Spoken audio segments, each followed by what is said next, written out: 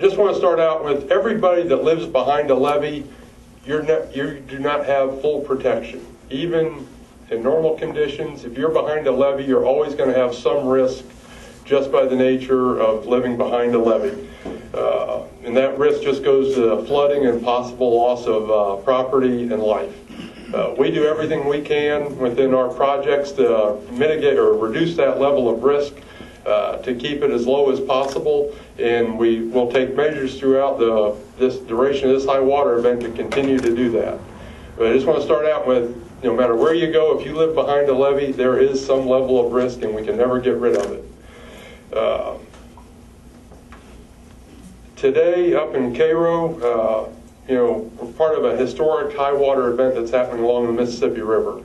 Cairo today is going to hit 59 on the gauge up there. That is a historic high for them since they've started recording crest up there, and it has not crested yet. It is expected to continue to rise.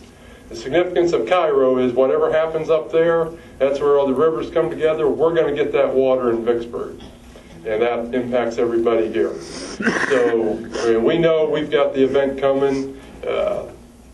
How much beyond that is still up to predictions and all that, but we know we've got, based on 59 foot at Cairo, water's coming down, and it is going to be a significant event down here and put us up at record levels also for the Vicksburg area.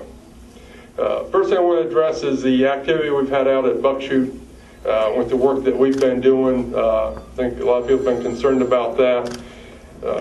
Back in the high water event in 10, we discovered several sand boils out there at Buck Chute, which is in this area here.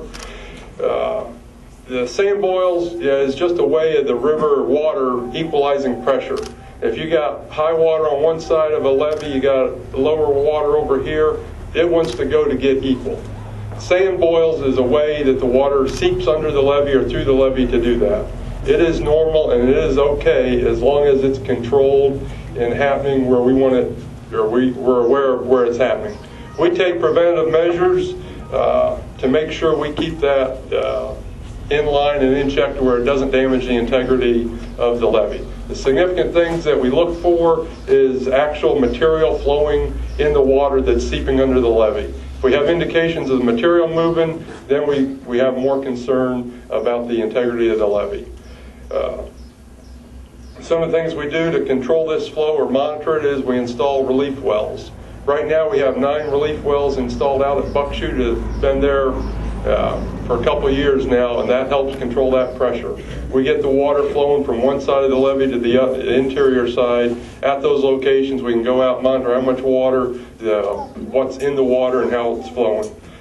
So that up to date has been working well, but after the 10 event, we knew we needed to do something else to reduce the level of risk that's out there, because we just couldn't keep having it come up through the ground. So we started developing the construction plans to install a berm out there in that area, about 2,000 feet long, and install relief wells, similar to what's already out there. It's just about a quarter mile north of that site. And we felt at that time that would get us back up to the normal level of risk that we would have for a flood event. Takes a little bit of time, funding to get all that done. We come up to the event here in this year, about 6 weeks ago, where the water came up, hit 43 plus feet. We had a couple more sand boils became evident. The levee board went out and did their standard procedure when you do get a sand boil, which is to take sandbags and ring around it, bring up the elevation, and same thing on a small scale. You build up those sandbags, you get higher elevation, the water kind of gets to equal. We never get to equal because the river's always going to be a little higher, but that's why we have the levee. So that's okay. They did that.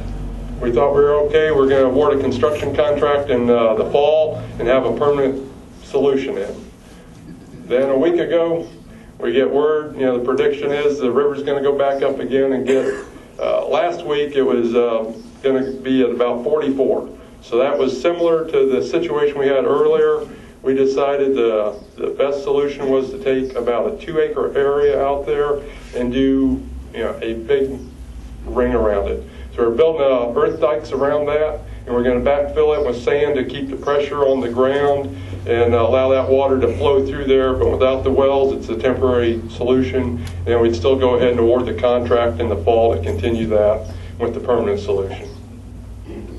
That was last Wednesday or so where we made that, and we were looking at that. Thursday we said, okay, we need to do that. We sent Vicksburg personnel out to start doing that work.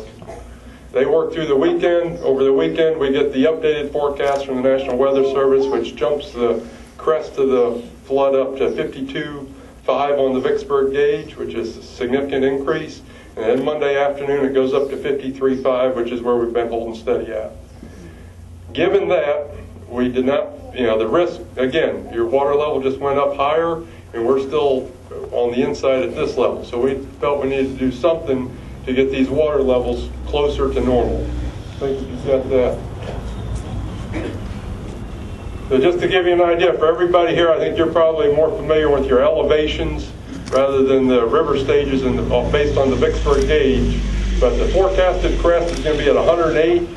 The top of the levees at 122, and over here on the ground at Buck Chute at 79. So that's about 30-foot difference in elevation. Pretty significant difference in head of water to give you a lot of pressure that wants to go through there. Eagle Lake is at 77.6 today, to give you an idea of out at the lake level. So the lake will drain water from muddy biostructure into the lake to raise the lake up. And that will gain us about 13 feet in elevation. So we're going to come up on the interior, which will relieve that pressure in the water and want to come under the levee. We're going to start doing that early Saturday morning. We'll open the structure and start letting water flow in. We're going to go slowly at the beginning. By noon on Monday, we'll be up to 80 feet elevation out on the lake. I think that's about where a lot of the docks start getting impacted that are out there. And we'll continue to have the lake level rise up to about 1.5 feet, 1.75 feet a day over a 10-day or 7-day period from there to get us up to that 90-foot elevation. That will get us there in time for the crest that's coming down the river, allow us to finish our construction work out on the Buck Chute that's ongoing, and get our risk back down to a level that's acceptable.